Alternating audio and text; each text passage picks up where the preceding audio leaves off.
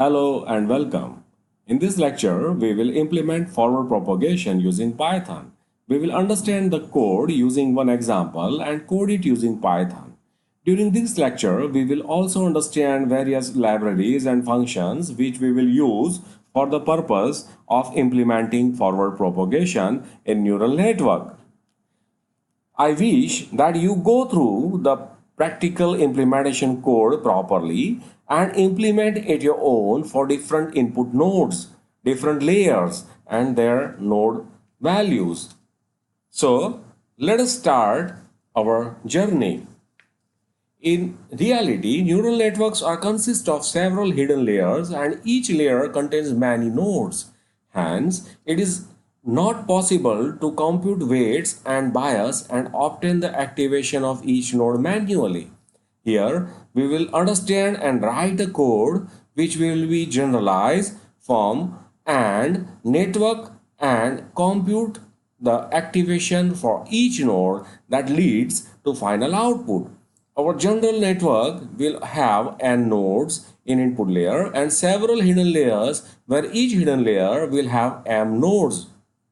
And finally, one output layer. Here, in example, we will use one hidden layer and one output node, but we will code the function in general form for any number of hidden layer and more than one node in output layer.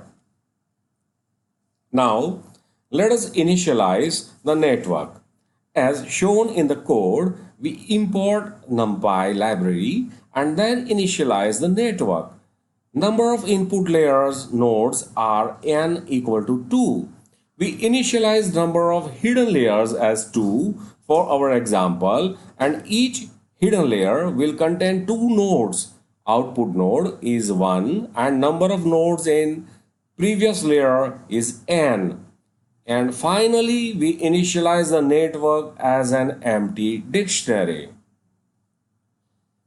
Now, we will loop through each layer and randomly initialize the weights and biases associated with each other and each node. In line number 8, we add 1 to the number of hidden layer because we include output layer also.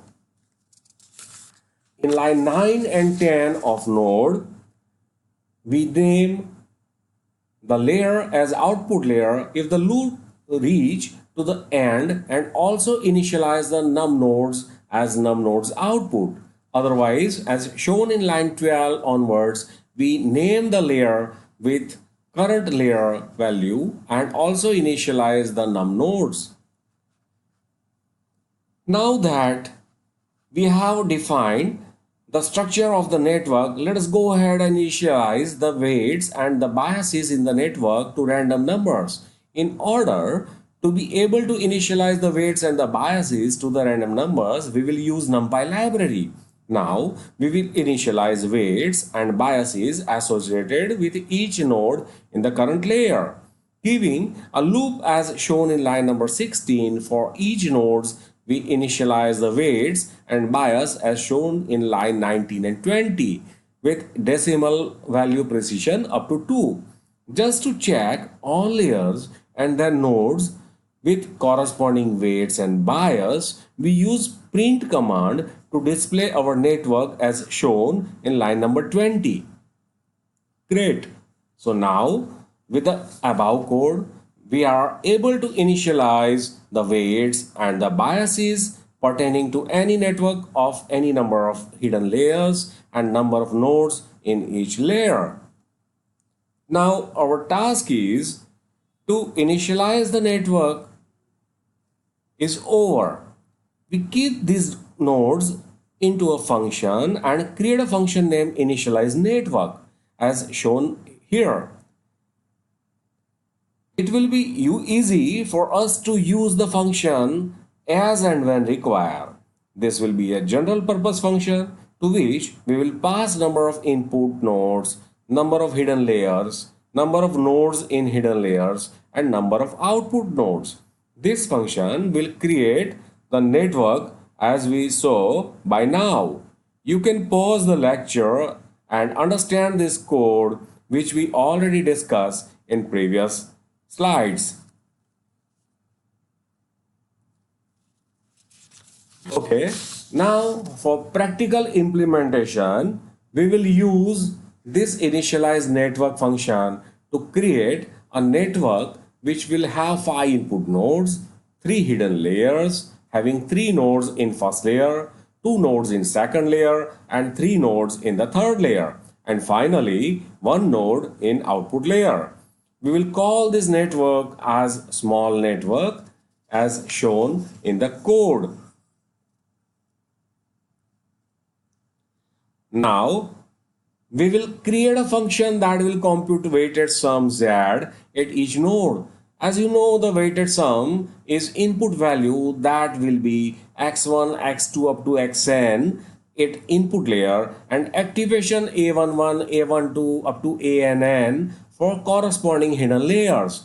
It will have product sum of these values with the corresponding weights, and we add concern bias for the node. We create the function named compute weighted sum having 3 parameters to it. Particular parameters are inputs, weights, and bias.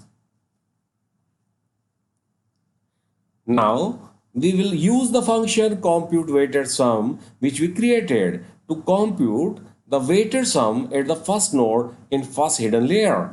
In line 29 and 30, we take value for first node weight and bias from the small network that we initialize.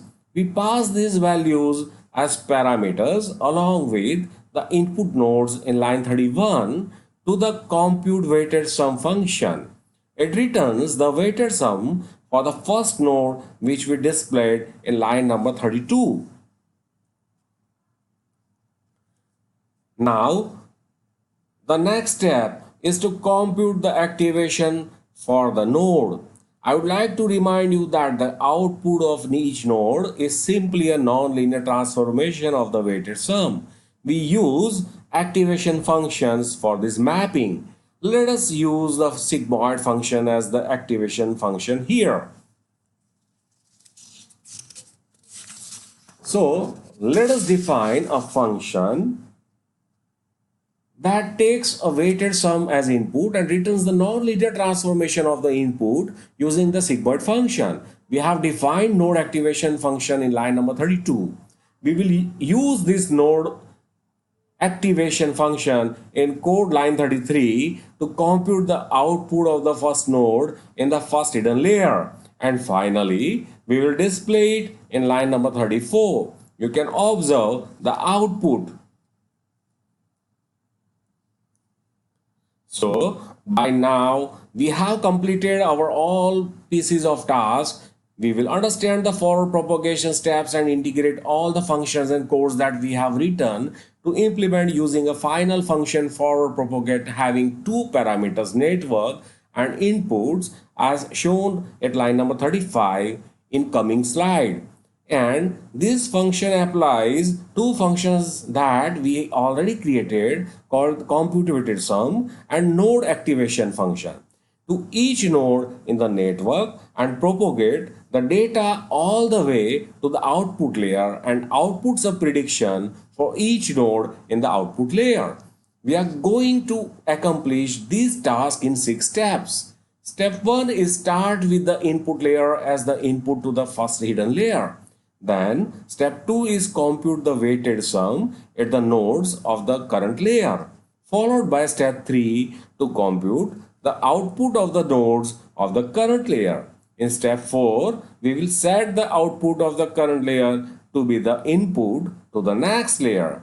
In step 5, move to the next layer in the network, and finally step 6 is repeat step 2 to 4 until we compute the output of the output layer. As shown in line number 35, the function that we created applies 2 functions that we already created called the compute weighted sum and node activation function to each node in the network and propagates the data all the way to the output layer and outputs a prediction for each node in the output layer.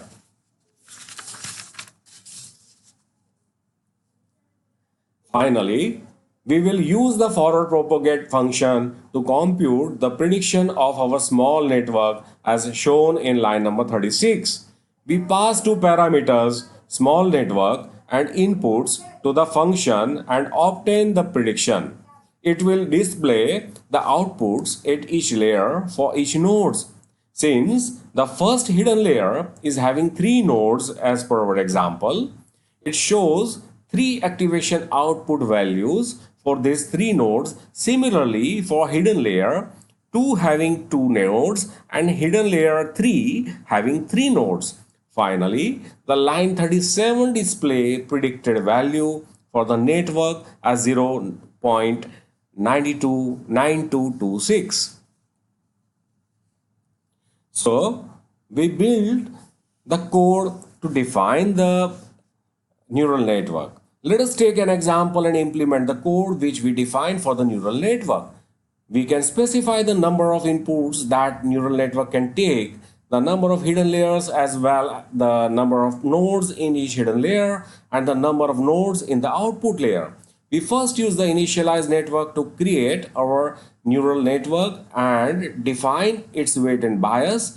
As shown in line 38, we have initialized the network with input node having 5 nodes, hidden layer are 3 and each hidden layer is having 2, 3 and 2 nodes in order.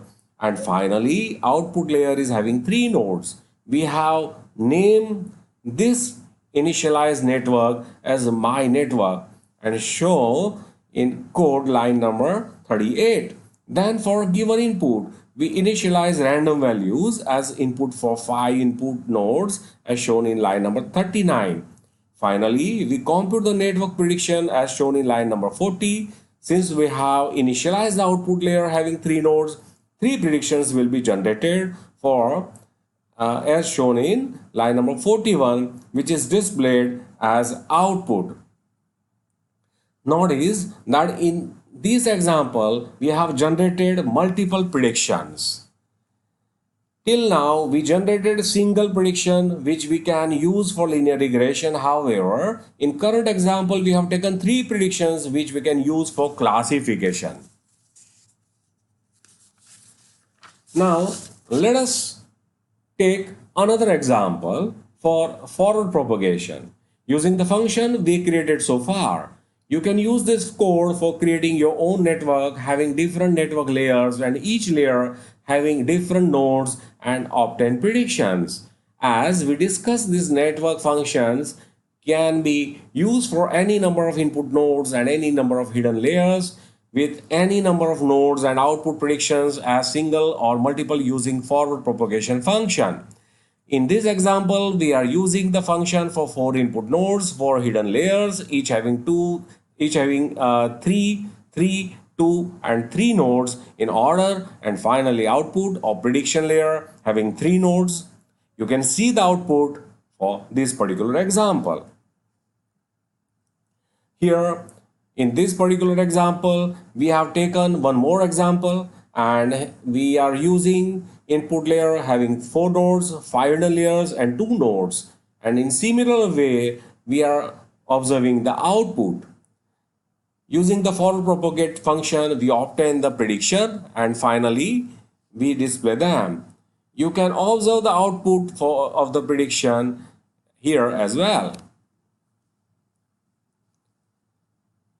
Hope you are clear with the concept of forward propagation and understood how to implement forward propagation. I have used Jupyter Notebook to write the code using Python. I recommend you to try the code at your own and create your own neural network using forward propagation. Thank you for being with me. In coming lecture, we will understand about backward propagation and why it is required. Thank you. Share knowledge and grow. Have a great day.